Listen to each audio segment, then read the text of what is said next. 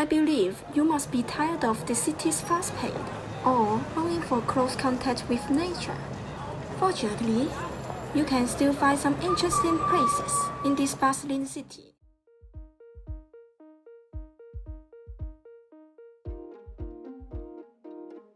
Welcome to Kuraka's house in the west of London. She made the decision to mosaic the house in 2000 years. Follow me. Let me show you the colorful home covered in a million mosaic tiles. Let's get the party started!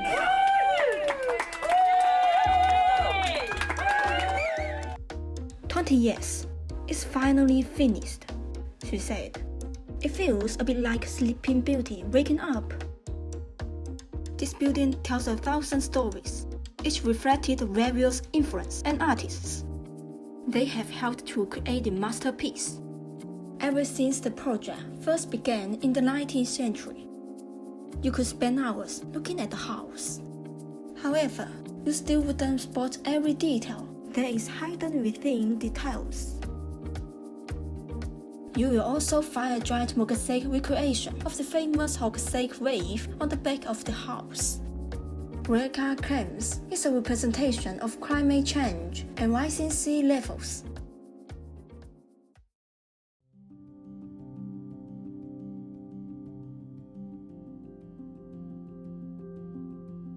Richmond Park in the London borough of Richmond upon Thames was created by Charles I in the 17th century as a deer park.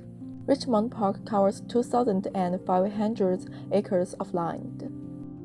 And from the highest point of the park, you can even see St. Paul's Cathedral not far away from the park. Richmond Park is of national and international importance for wildlife conservation. There is a beautiful nature environment in the park, and hundreds of deer and other lovely creatures live here. It is one of the most important wildlife sanctuaries in the world.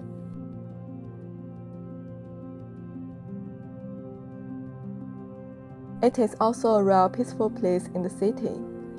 Its landscapes have inspired many famous artists, and it has been a location for several films and TV series.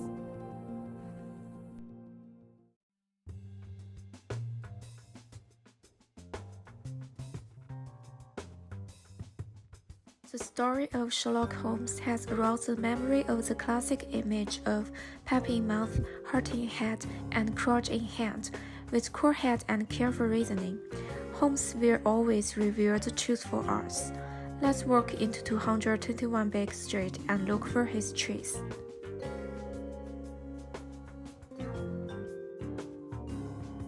Its description of the novel, Holmes and Dr. Watson live here from 1881 to 1904. Let's open to visits every day. People just ask Sherlock Holmes. Watson and Miss receive visits and answer their questions. They even take photos for you. We came to the first floor of the museum. The first floor is an amazing wax museum, which reproduces the famous scenes of the cases in many books. The statues here show the classic images of the novel, including Holmes in a cloak, Holmes in pajamas, and Holmes shooting. Among them is Professor Moriarty. However, the statue looks a little too tall and straight. In the novel, Moriarty is more hunchback, which makes people feel more dangerous and shows the perfect atmosphere of Napoleon. Then there are some classic cases of the characters of scene restoration as well as the detail of the case.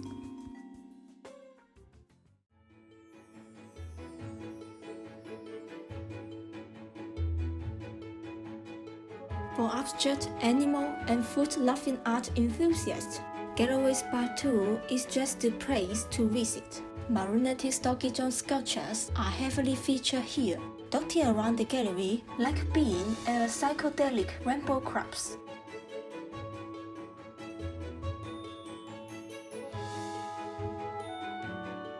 Gallery Part 2 prides itself in its specialized collection of contemporary art and promoting new artistic currents. Because it offers viewers the possibility of rediscovering what's emanating from modern-day surrealism and new realism moments, as well as the great masters of pop.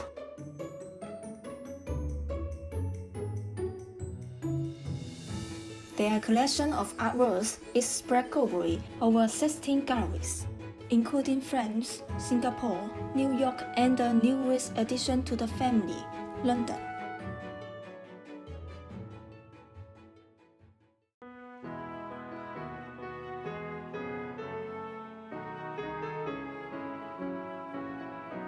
St. Paul's Cathedral is the world's famous religious Holy Land, the fifth largest church in the world, with a law school of extraordinary status. St. Paul's Cross College, located in the church area, is the center of the first parliament in London. St. Paul's Cathedral is the religious center of London. It is built in gorgeous Baroque style and is the second largest dome church in the world. In the 1st century, Constantine the Great built on the church on the tomb of St. Paul, who is said to be the martyr of the missionary. There are 3 silent ascetic monasteries near the cemetery. It is said that after St. Paul was beheaded by the heretics, his head rebounded and jumped 3 times when he fell to the ground. Suddenly, 3 clear springs burst out on the ground. The monastery was built on the edge of the spring. In the chapel of the North transept, Holman Hunt's famous printing light of the world is home.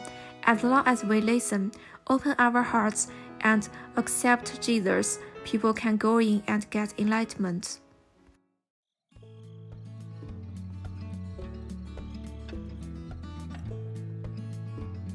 Now, let's visit London Transport Museum in Covent Garden.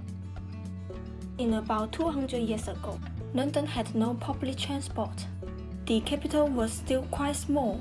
If you walk for half an hour in any direction from Westminster Bridge or St. Paul's Cathedral, you will be in the country. How interesting is that? Really shows how much London has developed over the years. The museum mainly holds exhibits related to the heritage of London's transport, as well as conserving and explaining the history of it. If you feel tired, don't worry. There is a cafe and also a picnic area where you could sit down with food.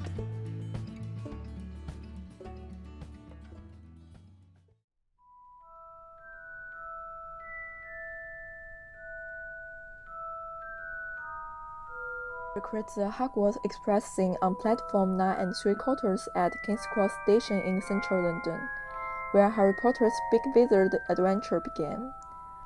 Step inside the Harry Potter shop that has been designed to look like Ollivander's wand shop from J.K. Rowling's books. You can find all the Hogwarts, Gryffindor, Slytherin, Ravenclaw, and Hufflepuff merchandise a true fan could ever want. Harry, Hermione, Ron, and even Voldemort can all be found somewhere in the store as well, so keep focused. Outside the store, for any Harry Potter fan, you can also get an unmissable opportunity to take a photo with the luggage trolley on the platform 9 and 3/4.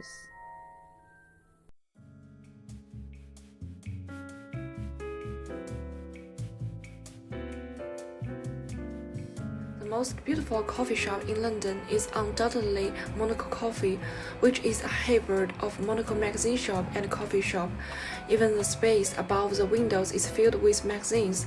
Not only is this coffee filled regularly in various magazines, but it is also an excellent location, just behind self-fridge, making it a great place to relax. It's nice to sit outside on a London afternoon or evening and flip through a magazine. Monaco is actually a Japanese coffee shop. In addition to the coffee shop, there's some Japanese Carol dinner, healthy and mouth-watering. It is worth mentioning the Lankar, the desserts of his family. Provide the dessert. Lankar's dessert combine French delicacy and Japanese style perfectly.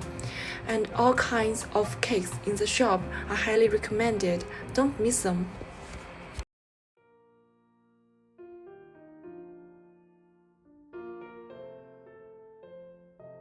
Royal Albert Hall is located in London Westminster City. The resort hosts more than 315 performances a year. The classical and popular blend here.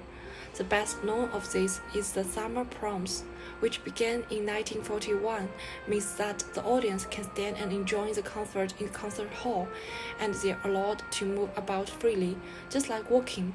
At the proms, you can see a completely different screen from the traditional classical concert. Many people are listening to the concert in casual clothes. Some are drinking and eating. At the climax, the audience can't help but sing along loudly, or even cheer like they're watching a football game. It is the largest and more democratic music festival in the world.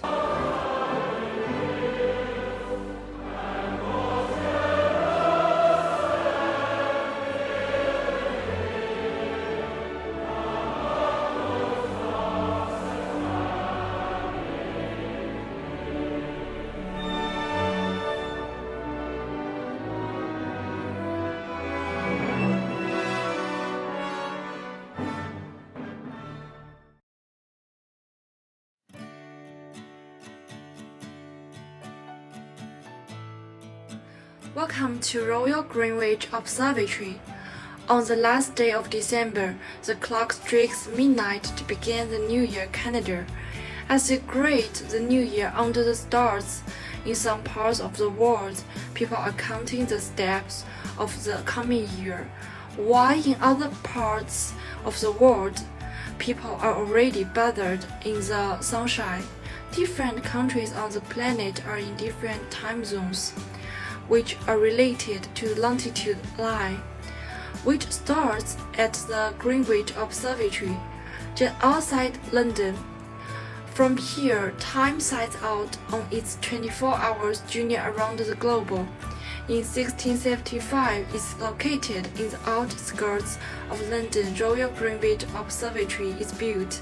Construction at the top of the Little Red Ball rises 12 noon, 15:08 points on time every day. For the convenience of travel around the world, people developed a recognized zero media. The longitude and time is unified. In 1884, Greenwich Media, on the basis of its close relationship with the ocean, defeated many place one as the starting points for calculating time in the world.